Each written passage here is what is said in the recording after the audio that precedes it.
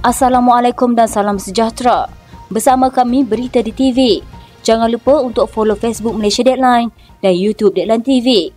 Antara menarik hari ini, Pemuda UMNO lancar memorandum gesekaji semula kes Najib. DNAA Ahmad Zahid terus dibicara tanpa kesudahan. Usah paksa semua orang hormat pendapat peribadi. Sejak bila tak boleh bercakap kepentingan Melayu Islam?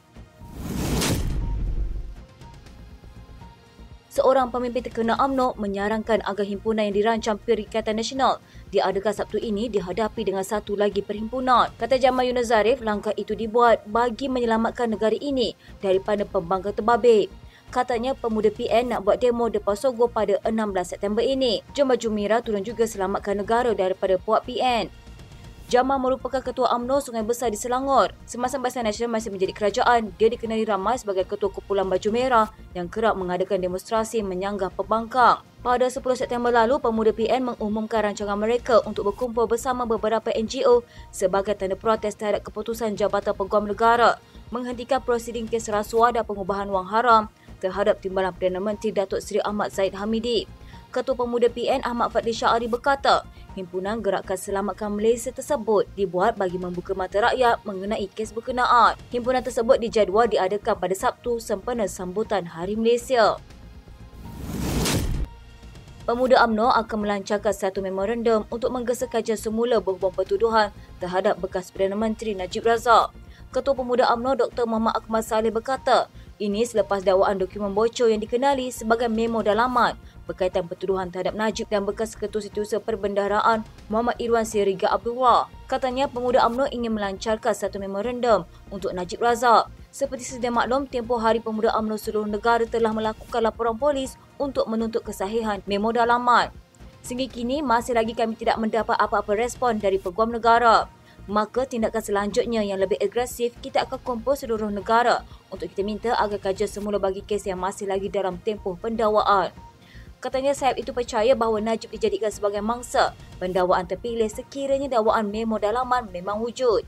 Katanya kalau benar memo tersebut itu berlaku, maka kita percaya Najib mangsa pendakwaan terpilih dan tidak dapat keadilan sebaiknya. Maka memorandum ini kita akan lancar seluruh negara untuk mendapatkan supaya satu kajian semula kes Najib dijalankan dan hasil kajian semula itu akan diserahkan Yang di-Pertuan Agong agar diberi nasihat apakah langkah seterusnya untuk dilakukan. Sebelum ini, Pemuda UMNO membuat laporan polis susulan laporan bahawa AGC sedang menyiasat dakwaan kebocoran dokumen 2019 berkaitan pertuduhan terhadap Najib dan Irwan.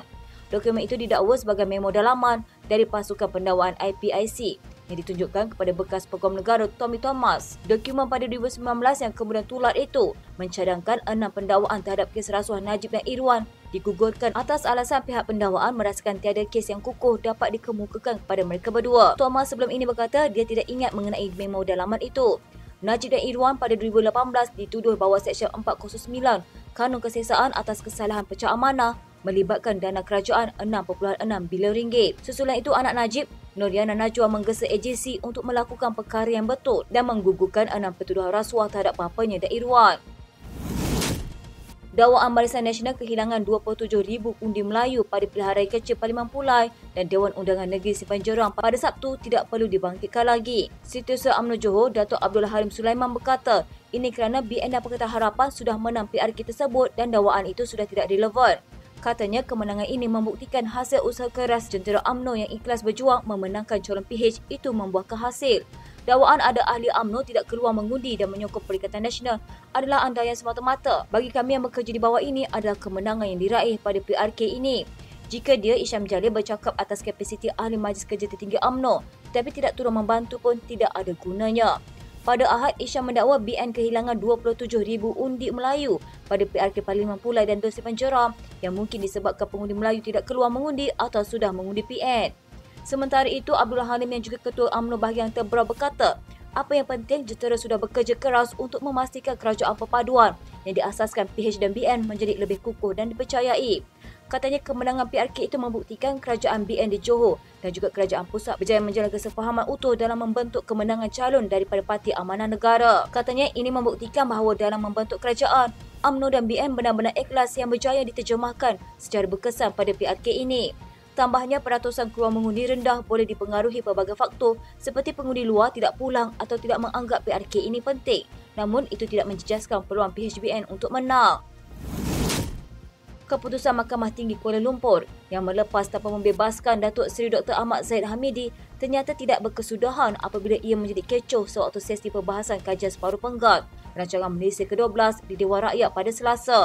Suasana bertukar kecoh apabila pembangkang bangkit mempersoal tindakan Speaker Tan Sri Johari Abdul menolak usul tergempar yang dibawa Wad Ahmad Faizal Wad Ahmad Kamal Perikatan Nasional Macang pada Isnin. Ahli Parlimen Blok Pembangkang mendakwa Johari telah berjanji untuk memberi ruang pada Wad Ahmad Faizal namun tidak ditunaikan menyebabkan mereka menuntut usul berkaitan keputusan DNAA Ahmad Zahid Barisan Nasional Bahagian Datuk daripada 47 pertuduhan berkait Yayasan Akabudi dibahaskan. Susulan daripada itu, kes kerajaan didesak untuk segera mengkaji pengasingan kuasa antara peguam negara dan pendakwaan raya bagi memastikan tidak timbul konflik kepentingan dalam kes mahkamah berprofil tinggi. Pada 1 April lalu, media tempatan melaporkan penganalisis politik dari Pusat Perdana Fakulti Razak Universiti Teknologi Malaysia Kuala Lumpur. Dr. Mazhar Ali berkata jika perkara itu dimuktamadkan, ia pasti dapat membuang persepsi negatif kerajaan berperanan atau campur tangan dalam kes mahkamah, sama ada untuk mendakwa atau sebaliknya memandangkan peguam negara itu sendiri ialah individu yang dilantik atas syur Perdana Menteri. Bagaimanapun, isu berkenaan sekali lagi mendapat perhatian meluas susulan daripada keputusan DNAA Ahmad Zahid itu. Pada 5 September lalu, Presiden Transparency International Malaysia, Dr. Muhammad Mohan menegaskan reformasi institusi berkenaan juga boleh membuktikan komitmen kerajaan dalam memerangi rasuah menerusi tindakan serius dalam menangkap dan mendakwa bersalah yang menggelapkan dana awam. Bukan itu sahaja, masyarakat sivil kumpulan Rentas Parti Parlimen Malaysia turut menggesa kerajaan untuk menunjukkan komitmen serius dalam melaksanakan reformasi institusi dengan kadar segera kerana timbulnya persepsi bahawa sistem keadilan berada dalam situasi genting dan digugat oleh pengaruh yang tidak wajar. Pada Selasa, Menteri di Jabatan Perdana Menteri Undang-Undang dan Reformasi Institusi, Datuk Seri Azalina Osman Said memaklumkan bahawa pasukan petugas khas kajian komparatif dan pasukan petugas khas teknikal ditubuhkan dalam mempercepat usaha reformasi pengasingan peranan AG dan pendakwa raya. Demi kesejahteraan negara, kerajaan perlu mempercepatkan usaha tersebut agar masyarakat tidak ragu dengan sistem kehakiman negara. Presiden UMNO Datuk Seri Dr. Ahmad Zahid Hamidi berkata dia menghormati hak Ahli Majlis Kerja Tertinggi parti itu Isham Jalil memberikan sesuatu pandangan. Ahmad Zahid juga senada dengan beberapa pemimpin politik lain yang menganggap pandangan diberikan Isham itu bersifat peribadi. Pada masa sama, Timbalan Perdana Menteri itu menegaskan pandangan peribadi tidak boleh dipaksakan ke atas orang lain. Katanya, saya menghormati pendapat peribadi diberikan Isham, tapi jangan memaksa semua orang menghormati pendapat yang diberikan itu. Semalam, media melaporkan pandangan kritis Isham terhadap pemimpin UMNO, khususnya selepas berakhir pilihan raya kecil di Pulai dan Siparenggap. Menurut bekas Ketua Penerang UMNO Malaysia itu, parti terbabit kehilangan kira-kira 27,000 undi Melayu dalam PRK pada 9 September lalu. Dia juga menggesa UMNO mengadakan referendum bagi mendapatkan pandangan semua 3 juta ahli parti berkenaan mengenai hala tuju mereka sama ada sedia terus bekerjasama dengan DAP atau sebaliknya.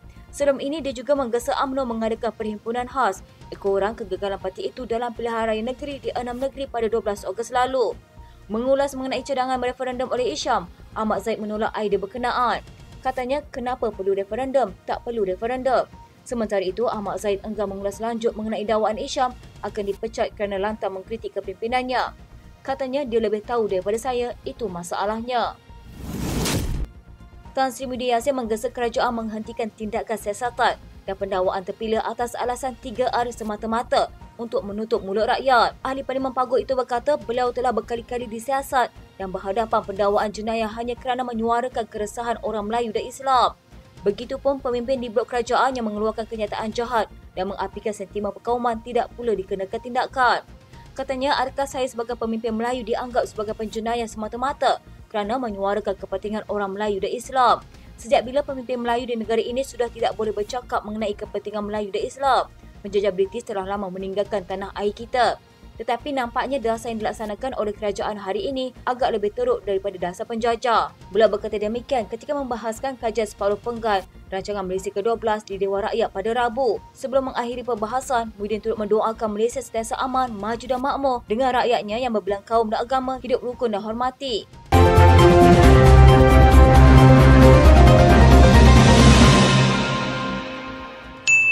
Sekian berita hangat pagi di TV pada hari ini. Jangan lupa untuk follow Facebook Malaysia Deadline dan YouTube Deadline TV.